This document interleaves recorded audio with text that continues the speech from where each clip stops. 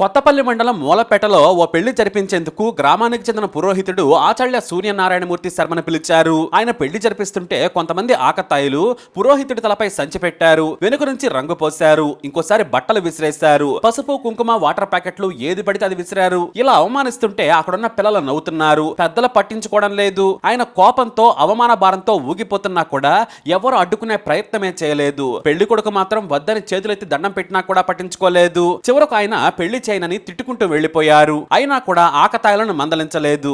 ఏదో ఘనకార్యం చేసినట్టు దీన్ని మళ్ళీ వీడియో కూడా తీసి పెట్టుకున్నారు. ఇప్పుడు అదే వీళ్ల పాలట శాపమైంది. ఇది చూసిన బ్రాహ్మణులైతే పాపం కొత్త దంపతులను నెట్లోనే శపిస్తున్నారు. గౌరవించలేనప్పుడు పిలవకూడదు. ఇప్పటికైనా ఆ పురోహితుడిని పిలిచి క్షమాపణలు కోరితే కొంతైనా తప్పును సరిదిద్దుకున్న వారవుతారు. ఇక ఈ విషయంలో ఇప్పటికే పోలీసులు కూడా ఆలస్యంగా స్పందించారు. అరెస్టు చేయడానికి కూడా సిద్ధపడుతున్నారు. ఇక వెధవలు ఎక్కడైనా ఉంటారు. మరి ఇలాంటి వెధవలను ఏం చేయాలి? మీ అభిప్రాయాన్ని కమెంట్ ద్వారా తెలియజేయండి.